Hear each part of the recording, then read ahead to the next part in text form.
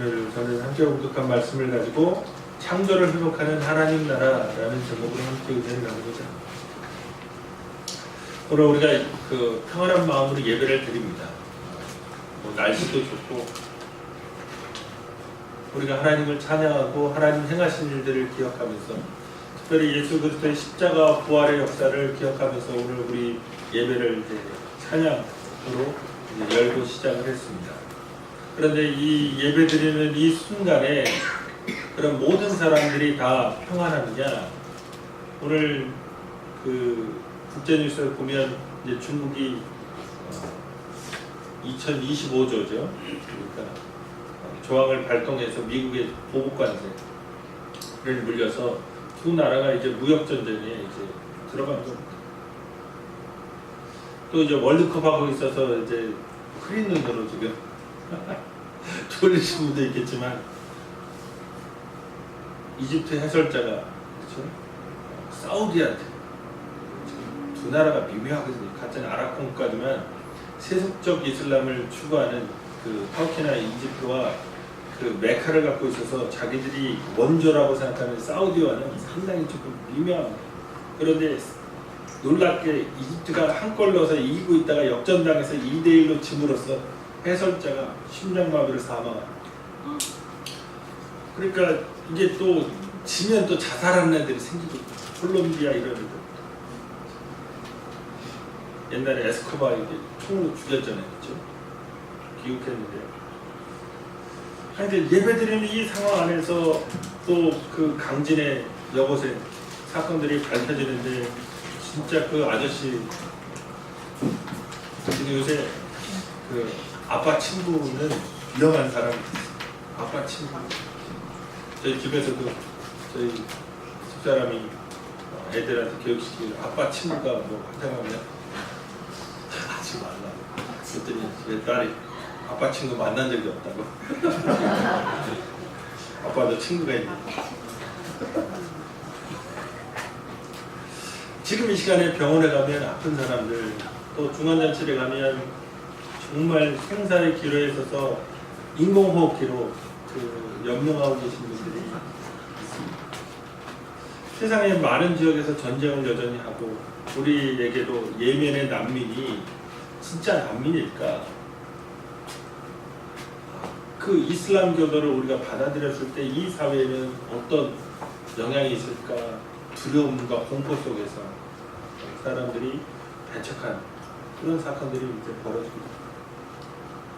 또 실업률 여전히 높고 노인 자살률이 세계 1위죠. 저번에 말씀드렸듯이 20, 30대 자살률도 거의 세계 1위에 가까운데 3배입니다.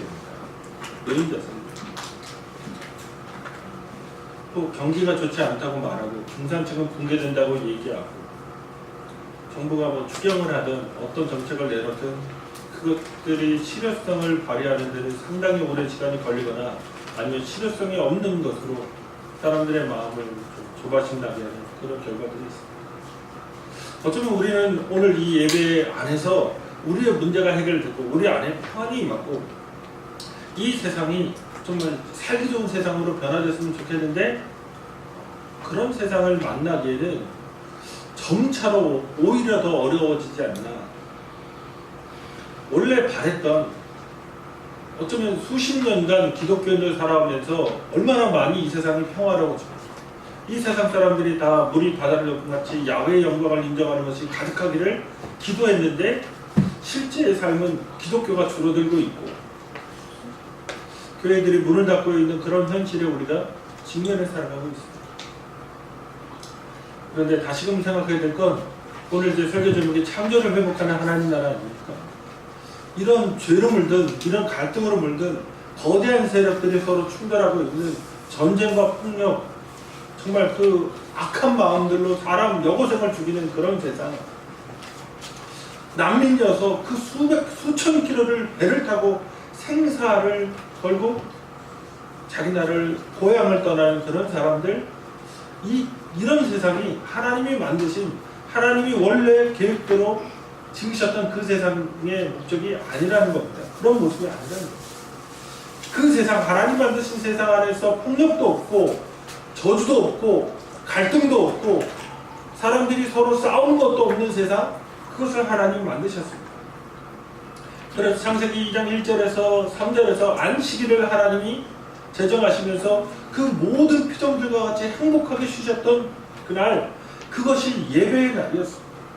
근데 우리가 첫 번째 시간, 하나님 나라의 첫 번째 시간부터 살펴봤듯이 아담과 하와가 하나님을 떠나서 하나님을 믿지 못하고 자신들이 하나님처럼 되겠다고 하는 그런 마음으로 선악과를 따먹는 순간 이 세상에 죄가 들어오고 폭력이 들어오고 죽음이 따라 들어오고 서로의 갈등이 벌어지고 하나님과 인간 사이가 깨어지고 인간과 인간 사이가 깨어짐으로써 이 땅이 살아갈 수 없는, 앞서도 말씀드렸듯이 갈등과 폭력, 저주와 부족함, 고통과 좌절의 세상으로 변화됐습니다. 우리 모두가 그런 세상 안에 삽니다.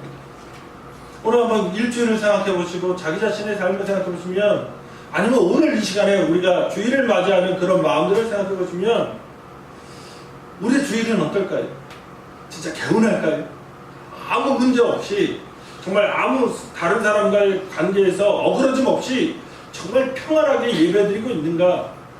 우리의 예배가, 우리의 주일의 모습이 정말 기쁨과 감사와 찬양과 하나님을 향한 그 영광 돌리는 일로만 정말 그 마음속에 정말 샘솟듯이 솟아나오는 이 평강의 샘물, 기쁨의 샘물로 가득 채워져 있는가? 오늘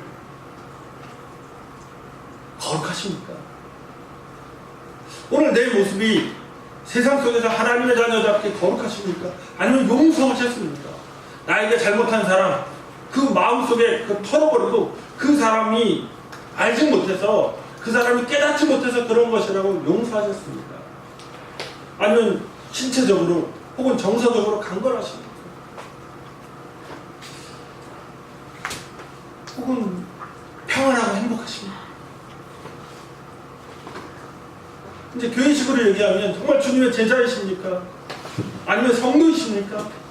정말 주님을 만나는 그런 삶을 노력하며 수고하면서 그 가운데 주님과 함께 동행하는 그런 삶을 살아오셨습니다. 오늘 정말 내가 신앙이 나온 삶으로 점차 이제 6개월 정도가 지났으니까 올해 2018년도 시작하고 나서 정말 성장했는가, 내 믿음이, 내 삶이 하나님과 더 긴밀해졌는가, 내 속사람이 더 정말 거룩한 쪽으로 변화되었는가.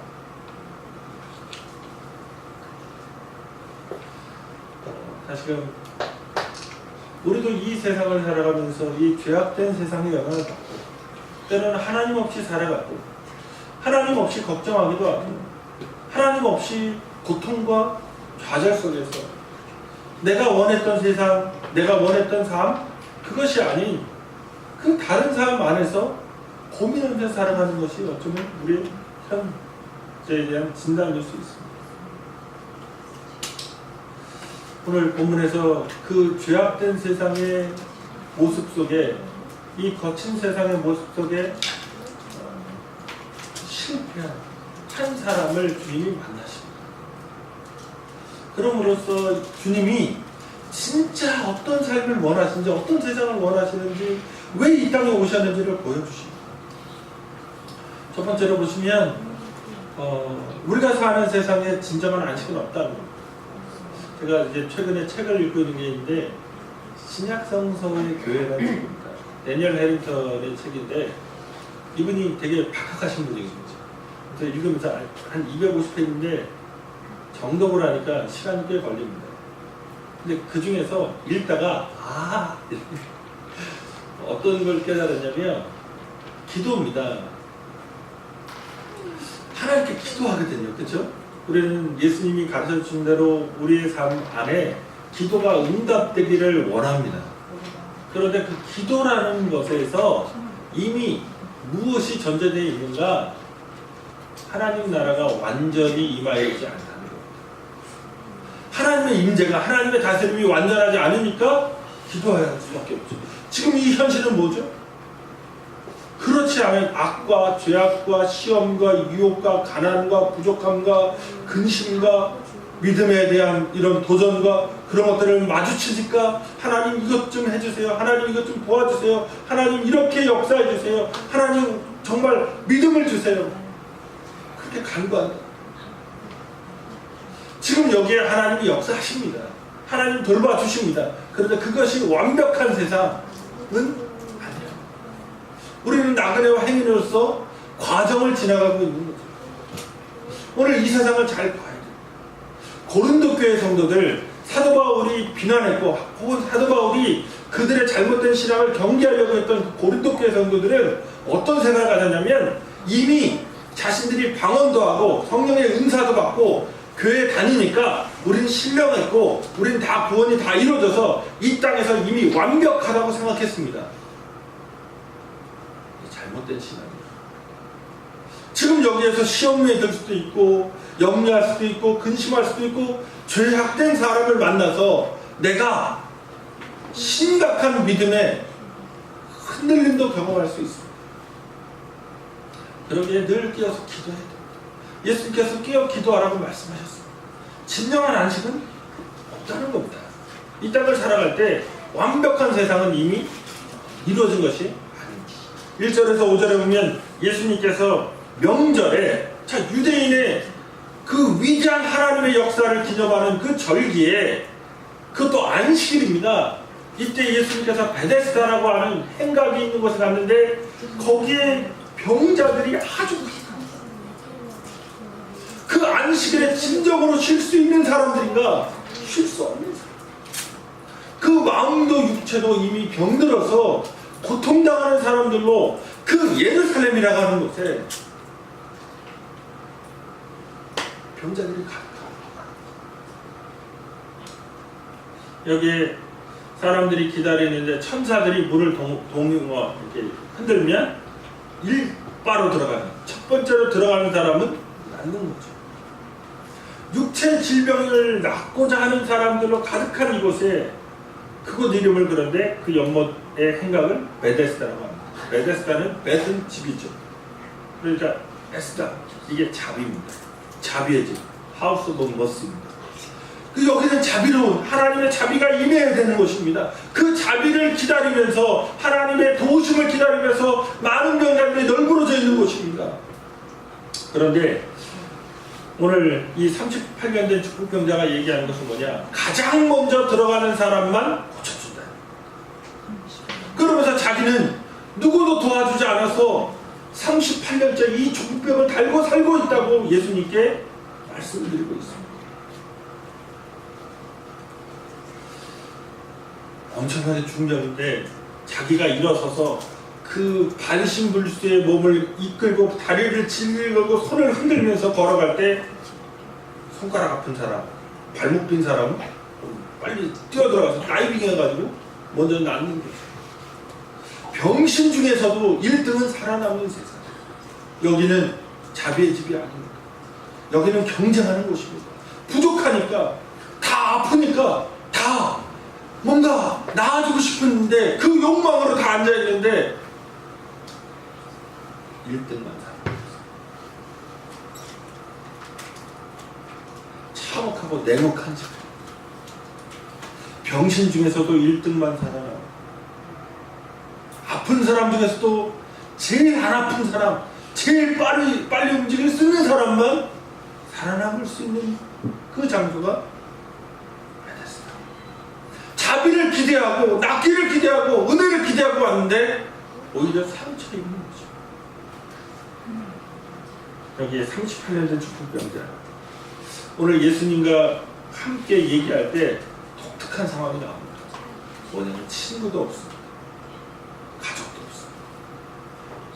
그 병이 깊으니까 그 바보 같은 삶이 너무나 오래됐으니까 친구도 다 떠나가고 가족 하나 돌볼 사람이 없는 상태로 예수님과 대화합니다. 아무도 그 사람 삶에는 같이 가지 않습니다. 낫든 말든 이제 다 포기한 겁니다. 오늘 본문의 이 세상이 바로 우리가 살아가는 세상이다. 오늘 경쟁해야만 하고 뭔가 지푸라기도 잡고 싶은 뭔가 소망의 끈이라도 있어야 되는 그런 상황에서 아무도 돌봐주지 않아요.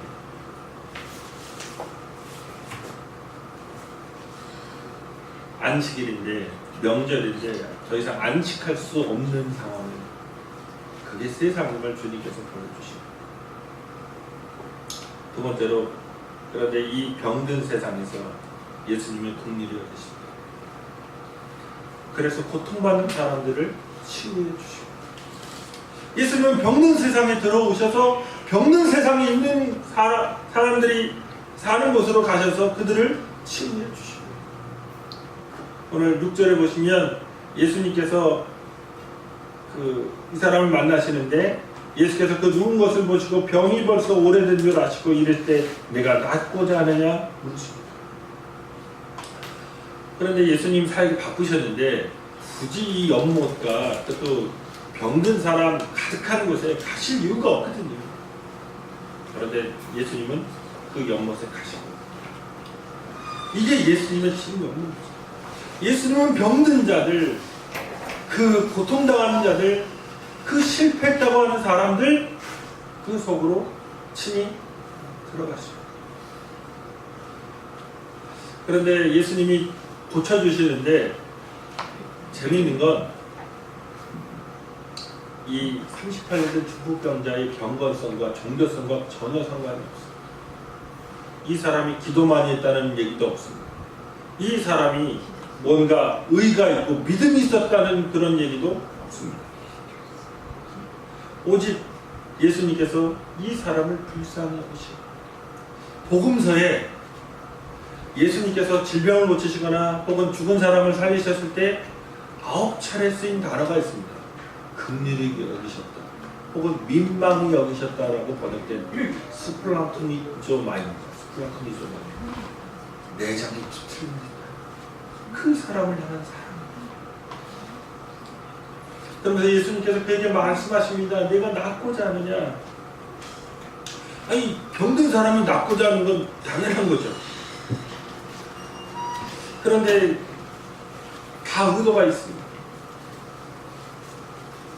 이 사람이 얼마나 많은 원망을 했을까요? 자기 가족이 자기를 버렸을 때, 자기 친구들이 자기를 잊어버렸을 때, 그 주위에 있는 사람들이 자기의 중병임을 다 보면서 38년 된 병자니까, 그것도 중풍병이니까 그 고생 기간이 긴 걸 아는데도 불구하고 아무도 도와주지 않고 외면했을 때 이 사람이 얼마나 분노하고 원망했을까요? 그러니까 7절에서 이 사람이 낫고자 하느냐 하니까 대답하는 게, 병자가 대답하되 주여, 물이 움직일 때 나를 못에 넣어주는 사람이 없어 내가 가는 동안에 다른 사람이 먼저 내려가나이다. 어떤 사람도 안 도와줘. 아무도 내 인생을 돌봐주지 않는다. 아무도 내 인생에 개입해주지 않는다. 아무도 뭔가 은혜나 자비를 베풀 생각을 안 한다. 물이 동화하여서 요동했을 때 기뻐야 되는데 오히려 좌절입니다. 다른 사람은 낫는다고 간증하는데, 다른 사람은 나았다고 행복해하는데, 다른 사람은 나아서 집으로 돌아가는데, 자기는 물이 동안들, 하나님이 역사한들, 하나님이 살아계신들, 천사가 움직인들, 자기가 아무 상관없는 거예요. 오늘 우리의 모습은 어떨까요? 이 세상에 많은 사람이 성공했다고 얘기하고, 우리 주위에 있는 사람들이 뭐 하나님을 만났다고 얘기하고, 내가 기도응답을 체험했다고 얘기하고, 수없이 많은 사람들이 그런 담론 속에 있을 때, 나 자신의 인생은, 나의 인생은 죄를 달지만 무엇인가? 좀 고민할 수도 있습니다. 지금 우리의 삶도 뭔가 내게 결정적으로 도와줄, 내가 이것만 있으면 되는데 하는데 없는 상황, 거기에 대한 불만과 원망이 가득하고 있지. 부모님이 돈 좀 많았으면 좋겠는데, 그렇죠? 아니, 부모가 좀 허듯한 직장에 있었으면 좋겠는데, 혹은 뭐 나를 도와줄 수 있는 친척이라도 있으면 좋겠는데, 혹은 내가 정말 꿈의 그림인가, 돈 많은 배우자, 돈 많은 남친, 돈 많은 여친, 그 수많은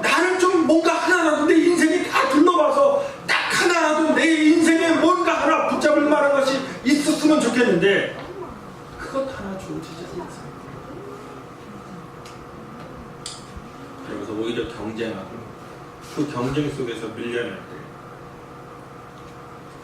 내가 먼저 물에 들어가야 되는데 내가 여기에 발이라도 먼저 담가야 되는데 그렇지 못한다. 내가 품는 희망이라고 하는 것 조금 요게 좀 내 희망 요것만 됐으면 좋겠다 하는데 그 희망들이 다 좌절돼 갈 때 그래서 예수님이 그 사람을 만나시고 찾아오시고 그러면서 일어나 내 자리를 들고 걸어가라 말씀하십니다. 그 사람은 지금 날 도와줄 사람이 없어요 말하고 있을 때 예수님은 됐다 일어나 내 자리를 들고 걸어가라 말씀하십니다. 그러니까 힘이 생긴 거죠. 그래서 일어나 안식일에 자기의 자리를 들고 이제 집으로 돌아갑니다. 오늘 여기에서 생각했던 이 사람은 생각했죠. 자기의 희망은 나를 도와줄 사람, 도와줄 사람 하나 있으면 된다. 그런데 예수님의 응답은 그것을 훨씬 초월하죠. 도와줄 사람이 필요합니다. 주님을 필요합니다. 근데 주님이 말씀하셨어요. 오늘 우리에게 있어서 궁극적으로 인생의 문제가 무엇일까? 내게 도와줄 사람이 있는 것인가? 갑자기 나를 도와주는 의인이 나타나서 내 인생을 정말 상승시키고 고양시켜서 내 인생이 신데렐라처럼 그렇죠? 하루아침에 이렇게 변화되는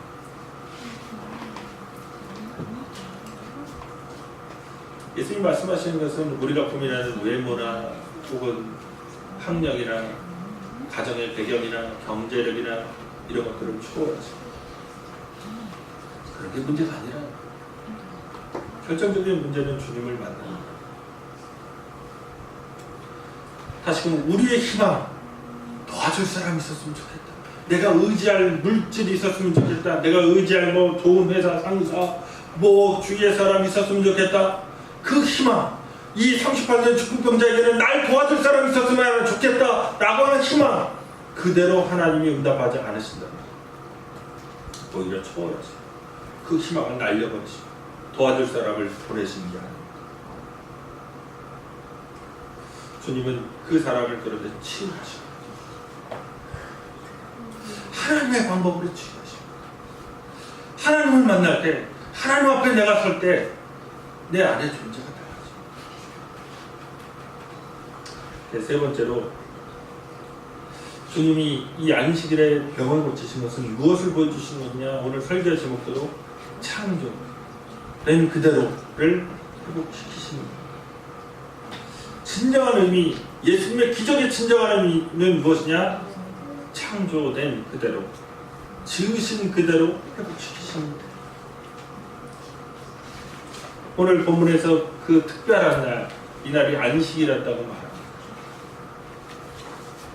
그러면서 10절에서 유대인들이 병나은 사람이 이르되 안식일인데 내가 자리를 들고 가는 것이 옳지 아니하니라 말합니다. 16절에 보면 그러므로 안식일에 일을 행하신다 하여 유대인들이 예수를 박해하게 된지라. 예수님께서 십자가 지신 이유 중에 하나가 이 안식일에 병을 고쳤다고 하는 그 비난입니다. 그래서 서기관들, 바리새인들 혹은 유대의 종교 지도자들이 예수님을 박해하기 시작했습니다. 왜 하루 전날 고치든가 안식일 전날 금요일에 고치든가 안식 후 첫날인 주일에 고치든가 그 하루 먼저 고치든가 하루를 늦게 고치든가 근데 꼭 굳이 왜 안식일에 자꾸 예수님은 이런 일을 하시는가요? 회당에서 오른편 손바른 사람을 고치시거나 회당에서 귀신을 쫓아내신다거나 오늘도 안식일에 왜 베데스다의 안식일에 가셔서 왜 굳이 그런데 논쟁들을 만드셨을까요? 안식일이 어떤 날인지 생각하셔야 됩니다.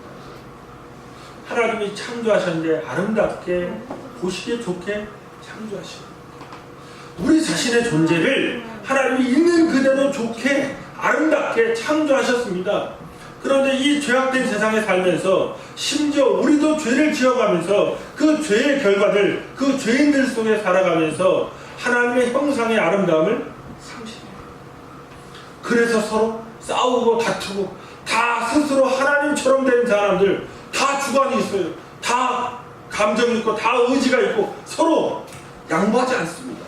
서로 용서하지 않습니다. 서로 그 부족한 자리, 부족한 물질, 그것들을 메꿔가고 채워가려고 걱정하며 근심하면서 모략하고 중상하고 싸우고 다투면서 평소에 38년 전 축복병자가 살아갔던 그 세상에 그 사람만 병자가 아니라 그 주위가 다 병자인 겁니다. 예수님께서 이런 안식 없는 세상에 오셨습니다. 안식 없는 사람들, 안식할 수 없는 사람들, 안식을 바라지만, 평안을 바라지만 평안이라고 하는 것, 그 단어 자체가 사치인 것 같은 그런 느낌으로 살아가는 사람들. 그런데 예수님께서는 마태복음 11장 28절 30절에서 유명한 말씀하셨죠. 수고하고 무거운 짐자들아 다 내게로 오라. 내가 너희를 쉬게 하리라. 나는 마음이 온유하고 겸손하니 나의 멍에를 보고 내게 배우라. 그리하면 너희 마음이 쉼을 얻으리니 이는 내 멍에는 쉽고 내 짐은 가벼우라 하시니라. 이 땅에 예수님께서 오신 이유는 그 쉼이 없는 사람들에게 안식을 주시기 위해서, 하나님이 계셔야 있을 수 있는 그런 삶을 우리에게 주시기 위해서 이 땅에 오셨습니다. 그러기 위해서 예수님은 십자가 져 주십니다. 17절에서 예수님이 말씀하십니다. 내 아버지께서 이제까지 일하시니 나도 일한다. 하나님이 쉬지 않으신다. 하나님이 이 죄악된 세상에서 고통당하는 사람들을 위해서 일하신다. 자, 첫 번째 안식일. 그날 하나님은 모든 피조물과 함께 행복하게 쉬셨어요. 그런데 아담과 하와가 죄를 지은 그날 그 순간부터 세상의 안식은 깨어집니다. 하나님은 뭐하고 있었을까? 하나님 도대체 무엇일까? 이 죄악된 세상에서 이렇게 고통당하면서 이렇게 많은 사람들이 신음하고 죽어가는데 도대체 하나님은 뭐하고 계셨을까요? 예수님 말씀하십니다. 아버지께서 일하시니 나도 일한다. 하나님은 안식일을 쉬지 않아요. 그 병든 사람들, 그 고통당하는 사람들, 그 아픈 사람들을 위해 일하시기 위해서 이제 안식일에도 쉴 수 없는 하나님. 그래서 그 안타까운 마음으로 그 아들을 이 땅에 보내셔서 십자가 지시도록 내어주신 하나님. 하나님은 오늘도 쉬지 않으십니다. 그 구원을 위해서 쉬지 않으십니다. 그 하나님의 마음으로 우리가 어떻게 살아가야 되냐. 14절에 보면 성전에서 이 사람이 예수님을 만나죠. 14절에 그 후에 예수께서 성전에서 그 사람을 만나 이르시되 보라 네가 나았으니 더 심한 것이 생기지 않게 다시는 죄를 범하지 말라 하시니. 예수님 만나기 전에는 하나님 뜻과 상관없이 자기 멋대로 살다가 죄를 지었습니다. 그리고 병에 걸린 겁니다. 그런데 예수님이 말씀하십니다. 다시는 죄를 짓지 말라.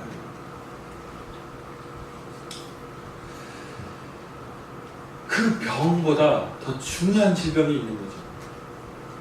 육신은 나았는데 낫지 않은 질병이 있다는 걸 예수님이 아신 겁니다. 38년을 병자로 있으면서도 낫지 않은 질병이 있는 겁니다. 그게 죄입니다. 육신은 건강해서 성전 안에 들어와 있는 이 사람이 죄 문제를 다 해결했는가? 예수님 보시기엔 아니라는 겁니다. 다시 오늘 우리가 예배드리고 나서 반드시 들어야 하는 말씀입니다. 내 안에 하나님 없이 살아가려고 하고 내 욕망과 내 목적과 내 이기적인 내 부족함을 이런 걸 채우려고 하는 그게 먼저예요. 하나님 나라와 하나님 의가 먼저가 아닌 그 모습들이 해결되어 있는가. 예수님의 기적이 1000번 일어난들 이 문제가 해결되지 않으면 더 나빠집니다. 예수님께서 아십니다. 우리가 어떨 때 기뻐하고 어떨 때 좋아하고 어떨 때 흥분하고 어떨 때 막 방방 뛰고 어떨 때 막 입이 이렇게 귀에 걸리고 그런 거 모르시겠습니까? 그런데 진짜로 예수님은 우리의 소망을 초월해서 우리가 주님 닮은 모습으로 그래서 이 죄악의 문제를 해결하고 이 세상 속에서 하나님의 자녀로 거룩하게 살아야 하는 모습을 원하십니다. 말씀을 뵙겠습니다. 예수님께서 이 예배 시간에 우리에게 진정으로 말씀하고 싶으신 것이 무엇일까요? 예수님 우리의 문제를 아신다는 것. 그리고 우리의 문제 현장에 다가오십니까? 38년의 중풍병자에게는 그 질병의 문제를 예수님이 다가오셔서 해결해 주십니다. 그런데 그 해결이 내 방식이 아니라는 거예요. 내 행복이 돈이 주어지고 날 도와주는 사람이 주어지고 내 외적인 환경이 변화돼서 내가 행복해지는 게 아니라는 겁니다. 오히려 그런 것들은 어쩌면 죄를 더 짓게 하는 가능성이 있습니다. 오히려 영원하신 예수 그리스도, 성자 예수 그리스도를 만남으로 우리의 삶의 중심이 달라짐으로 우리의 문제를 해결해 주십니다. 그리고 나서 영원한 안식은 주님이 다시 오셨을 때 있는 것임을 보여주시고, 그러면 이 땅을 어떻게 살 것인가? 나그네 행인으로서 지나가면서 죄 짓지 않는 삶, 거룩한 삶. 예수님이 우리에게 오신 그 은혜에 합당한 삶을 살아가는. 그래서 주님이 우리에게 원하십니다. 주님이 우리를 회복시키십니다. 하나님과 관계를 회복시키시고 가정의 그 식구들의 관계를 회복시키시고 이 하나님 나라의 놀라운 은혜를 원하십니다. 다시 하나님의 영광을 위해서 오늘도 물질이나 이 세상적인 것에 더 마음 뺏기지 않고 주님 지으신 그대로 우리에게 허락하신 그 사람들 그리고 하나님을 더 사랑하시는 귀한 제도 되시기를 주님의 이름으로 축복드립니다. 기도하시겠습니다.